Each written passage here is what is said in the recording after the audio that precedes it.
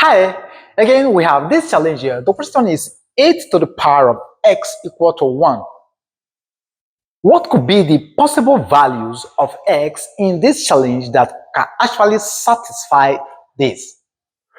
Now, if you are good at mathematics, you can tell straightforward that 0 is the answer to this challenge here. In other words, x is equal to 0. You are not far from the truth. That is correct. But do we have any other number that we can actually place in here, and when we evaluate it, it will give us 1? Yes. And I'm going to tell you for free that we have infinite numbers that we can put in place of x, and when evaluated, will give us 1. But the joy or the news here is that those numbers are going to be imaginary numbers. Okay, so what are these imaginary numbers that we can put in place of x, and when we evaluate them, they will give us 1? That is the excess of this video. All right, so sit back as we go on this journey. So we'll take our solution first. So we have here solution. All right. So we have our 8. Let's put it down here. 8 to the power of x is equal to 1. I know your mind will tell you that so long we are having 8 to the power of x here, we can align both sides of the equation or take log to base 10 of both sides of the equation. And if you do that, you're going to come up with just one solution, and that is x equal to 0. That's what you're going to have from here. But how do we solve this and be able to get all possible integers or values rather of x that will satisfy this challenge? It is easy. Let's take a look at the right hand side of the equation. We are having 1. Okay, we have to look at this work critically because we are looking beyond the real solution of this challenge here. So the real solution of x, and so for us to get that, we must look into the imaginary world. And for us to consider the imaginary world, we consider a special equation called the Euler equation. Now, what does this say? Euler equation says that your E is a special equation. E to the power of your pi I plus 1 is equal to 0. Then we want to move this one to this other side. And so this is going to give us our e to the power of pi I is equal to minus 1. Remember, we want to substitute something for this 1 here. So we've gotten e to the power of pi I equal to minus 1. So we have plus 1 here. So for us to eliminate this minus here, we have to raise this to 2k or 2n, where k is a set of constants or n is a set of constants, right? Now, I prefer using our k. So if we raise this, so this is going to give us our e to the power of pi iota all raised to the power of 2k is equal to minus 1 all raised to the power of 2k. Easy. We can rewrite this, right? We can write this in this format, that our minus 1 all raised to the power of 2 all raised to the power of k. And minus 1 to the power of 2 will give us what? 1 all to the power of k. Okay? So rewriting this is going to give us 1. Because we said k is going to be a set of constants. Okay? So this is going to give us, and again, we can use this to multiply this. Apply the simple rule of a to the power of mn is equals to a to the power of m bracket all raised to the power of n. So if we use this to multiply this, we're going to have our e to the power of 2k pi iota is equal to our 1, where k is a set of numbers 0, 1, 2, 3, dash to infinity. That is where we're going to have our infinite solution for our x here. All right, so let's go down and put the whole of this place in place of 1 here. So rewriting this is going to give us something nice here. So we're going to have our 8 to the power of x will now be equal to r e to the power of 2k pi iota. Good.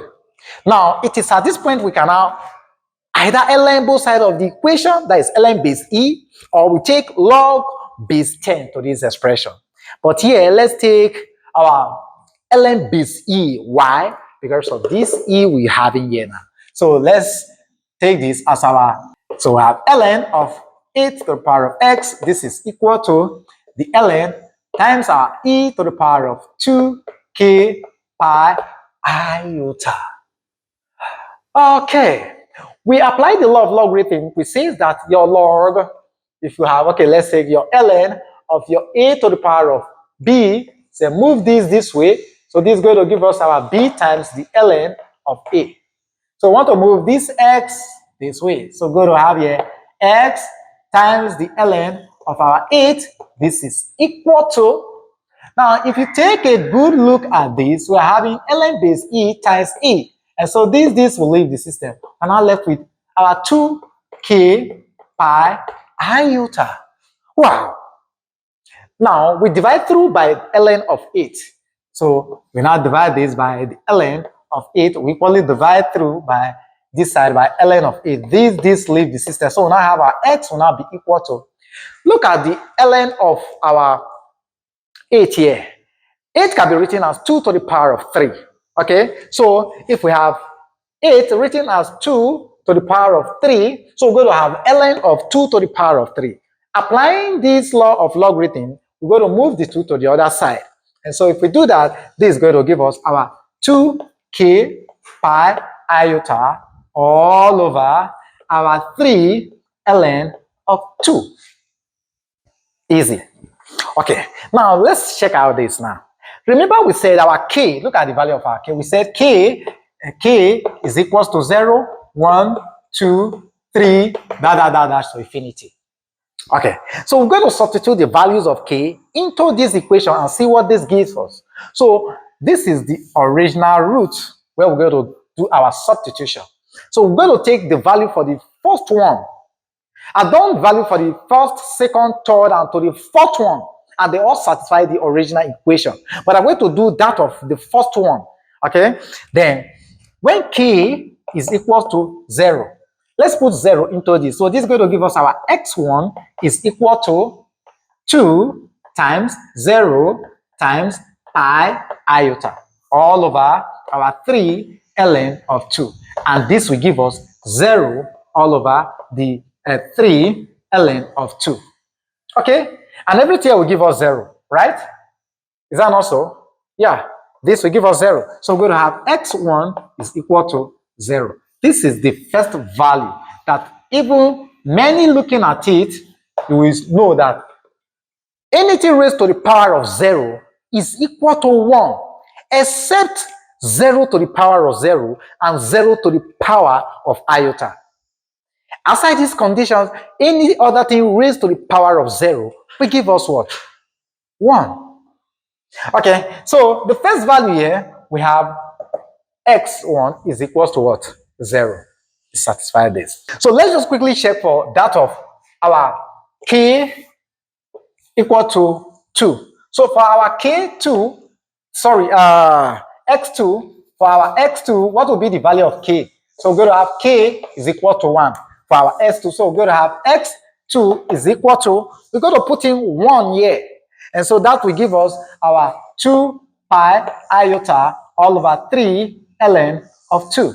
So this is the value of our x2.